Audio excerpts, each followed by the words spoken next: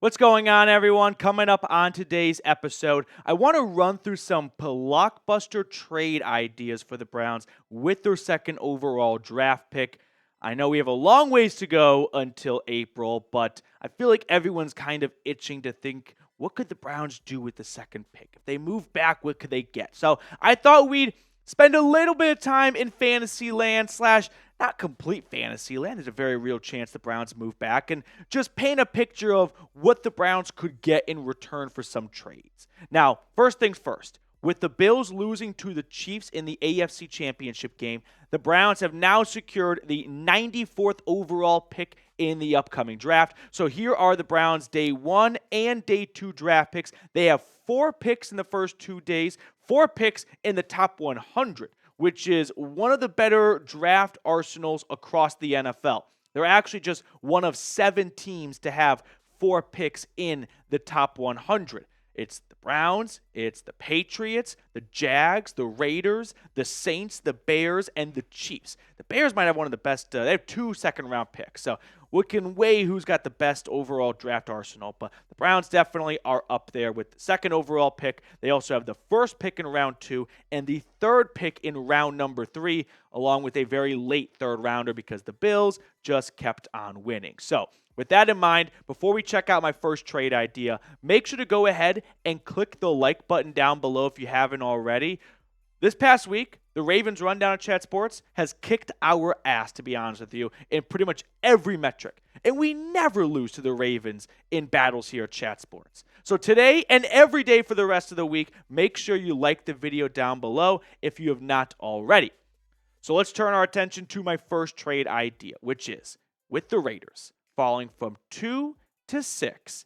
And in that 4-pick drop, they acquire a third-round pick and a future first. Also, the Browns have like 1,000,000 6-rounders, so I just gave them to the Raiders because they need to unload some of these 6th-round draft picks. So a little sweetener, if you will.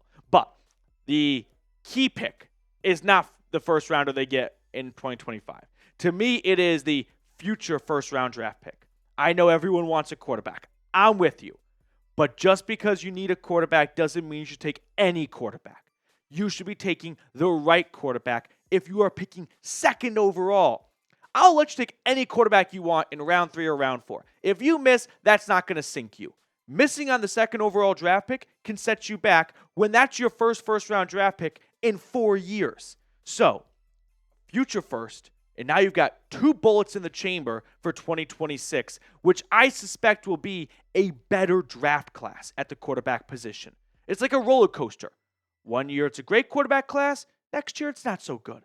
So next year, I'm suspecting it's going to be better than this year. Plus, my big fat belly thinks Andrew Berry's going to want more draft picks. Just try and look at it through his lens, his eyes. He's an analytically driven person. And right now, he's looking at his roster, and he's not seeing a lot of young, homegrown talent. He's only had 1 second-round pick, let alone, forget first-round pick, just 1 second-round draft pick in the last 3 years, just Mike Hall a year ago. He's probably looking to add more draft capital. So moving back with the Raiders, you get another day 2 pick, a future first, where you can suck yourself in that sounded weird. You can be bad yourself in 2025 and then get a top 3 draft pick to pick a quarterback. Or you can do the Bears path, which is get the Panthers first round pick. They give you the first overall pick, and that's how you select your quarterback of the future. Now, if the Browns do move back with the Raiders, you might be asking yourself, who could they get with the 6th overall pick?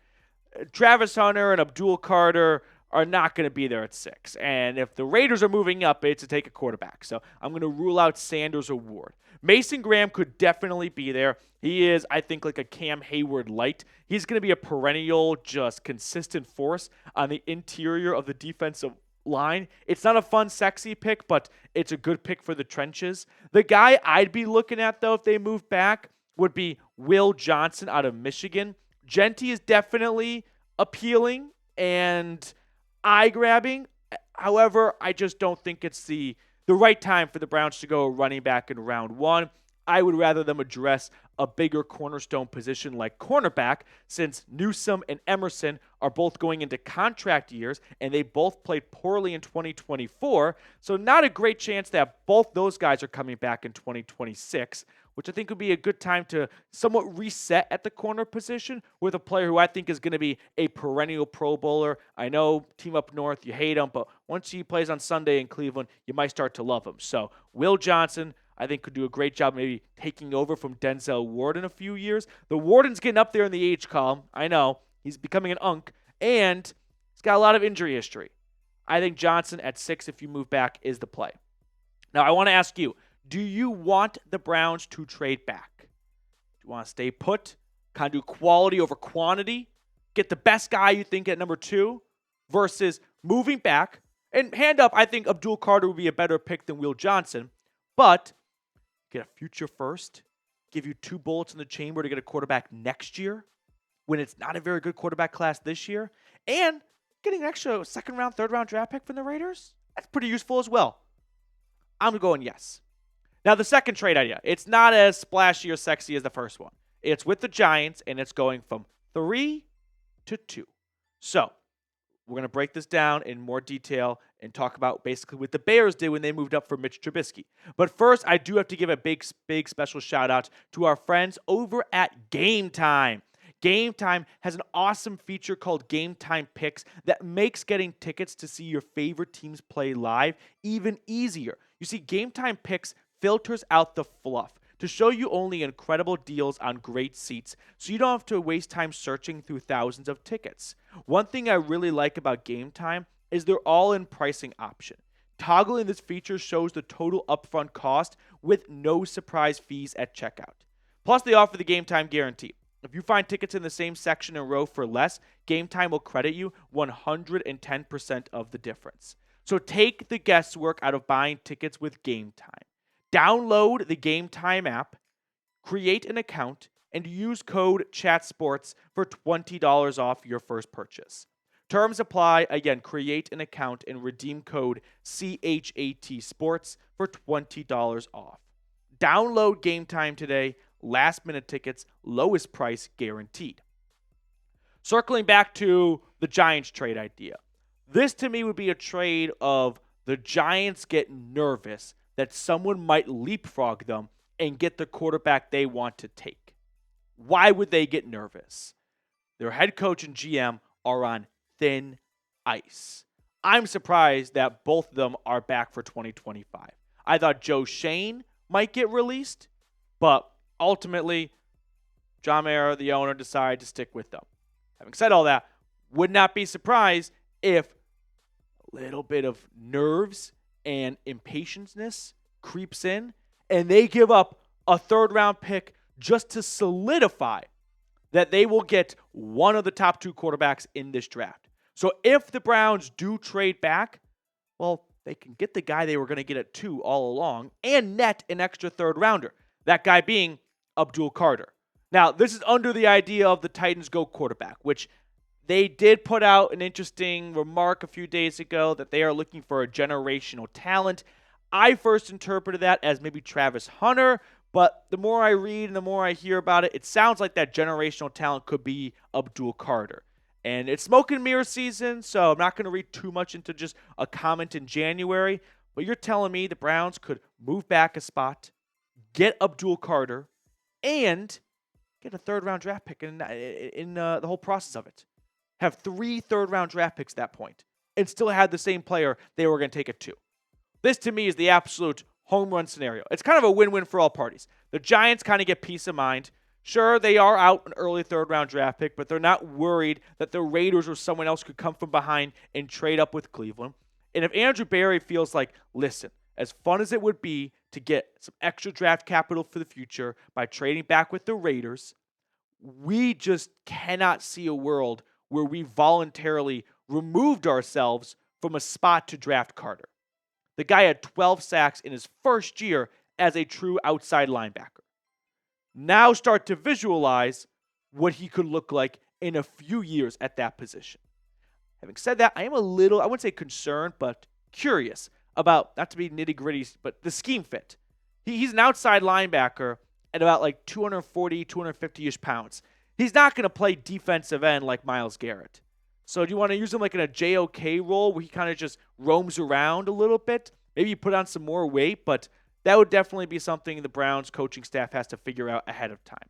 But I could see Barry just coming away from this going, yeah, there's no way we can let Carter get past us voluntarily by trading back with the Raiders and going all the way to 6, knowing if we don't get him at 2 or 3 with the Giants, well, then the Patriots are going to take him at number 4. Moving on to our third trade idea. It's kind of piggybacking off of the Raiders one. So let's say the Browns do trade back with the Raiders. Stick with me for a moment. And now they're picking 6. And let's say the 49ers call.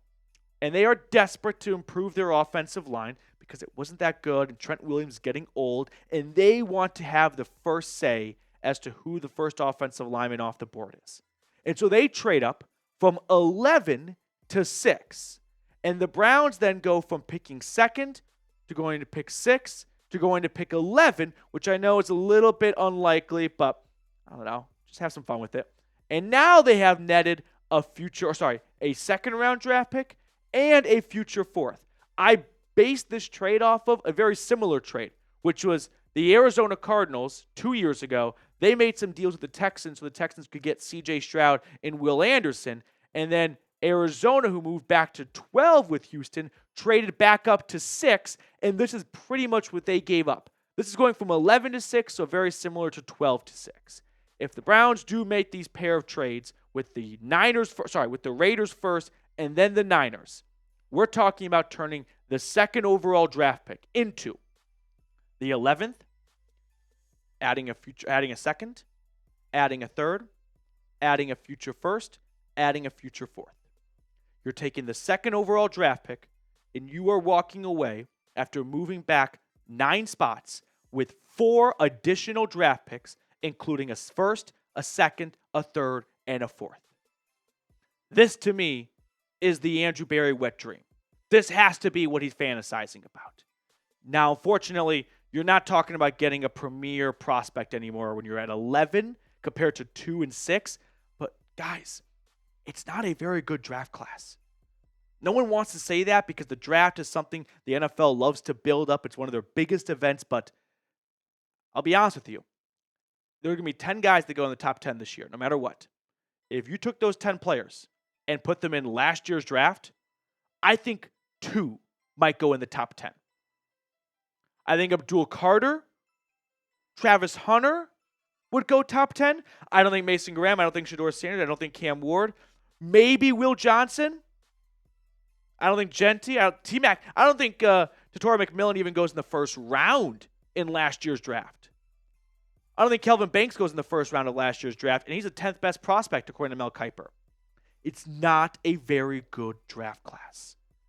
Not a bad year to stockpile for the future because you're not getting your usual perennial future Pro Bowler in the top 10. So I would not be opposed to trading back. And then once you're picking 11, you could go with like maybe Will Campbell, maybe Josh Simmons. We'll look at the rest of Kiper's big board here just to give you a couple other names to watch for. A couple of Georgia Bulldogs at 14 and 15. The Browns aren't going to go tight end. I don't think they're going to go with a corner, Chevron Revelle out of ECU. I really like Walter Nolan a lot as a prospect. Same goes for Derek Harmon. They're 2 guys that are 300-plus pounds and had 5-plus sacks. There was like no one in last year's draft class that had that type of record. But this is the rest of Kiper's top 25, just to give you guys a couple of names to chew on. I love the idea of stockpiling picks for the future. And if the Browns do go down this wacky path of trading back twice, which I admit is not super duper likely, but it's the draft. I don't think anyone thought that the first defender would go off the board at pick 15 last year. Maybe they go with like Will Campbell out of LSU. They need a new left tackle unless they want to roll with DeJuan Jones, but there's not a lot to go off of because Jones unfortunately got hurt pretty quickly after taking over from Jed Wills at left tackle. Campbell has been a starting left tackle for the Tigers since he stepped on campus as a freshman. Now, some people have concerns about his measurements, specifically the arm length, which I know sounds a little quirky, but to offensive line coaches, it's a big deal Because if you've got some alligator arms, you're not the one initiating contact with the defender. You're kind of on the defense right from the start, and that's something that coaches don't love. Another guy that I'm a big fan of is Josh Simmons out of Ohio State. I think he's going to fall off people's radars because he just didn't play for the second half of the season. He wasn't on the field for the national championship game, so he didn't get to make some of those great, playoff moments and whatnot. But I think Josh Simmons is going to be a really good pro at the next level. Started off at San Diego State. He's played on left and right tackle, so a little bit of versatility, but I think he projects to be a good left tackle at the next level. I'd be very content with adding 4 future draft picks, 4 picks altogether, and then going with Simmons or even Campbell. I don't like Kelvin Banks, though, out of Texas. The reason why, I'm not trying to pick on him, his 2 biggest games for the Longhorns. At Michigan early on in the season, back when we thought Michigan would be good, and then against Georgia. And those were 2 games where he got pushed around a little bit. I need Kelvin Banks to play his best against the best opponents in college if I want to use a top 10, 11th, 12th overall pick on him. So let's revisit the 2 trade ideas. There was trade number 1, and then there is trade number 2. We'll kind of leave trade number 3 out because it's contingent on trade number 1. But between these 2 picks, between these 2 trades, which one do you like more? The idea of going further back and netting a future first, or just moving back 1 spot and getting Abdul Carter or a better prospect than you likely would at pick number 6.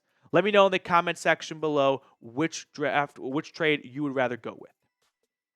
All right, it is time to pick a card. We've got one of the newer producers here at Chat Sports. It is Trace Moustakis on the 1s and 2s. He did a great job today. Everyone spam his nickname Moose in the comment section. Moose, if you don't know, we end every video with picking a random card. Which card would you like to go with? Is there like a specific suit or Just 3 of diamonds, 10 of clubs, anything. maybe a 6 of clubs? 6 of clubs, 6 of clubs. All right, I'm going to go with a 9 of spades. If you get this first time, I'll be very upset. No, 8 of diamonds, 8 of diamonds. All right, that will do it for us on today's episode. Thank you guys for tuning in. I'll see everyone tomorrow.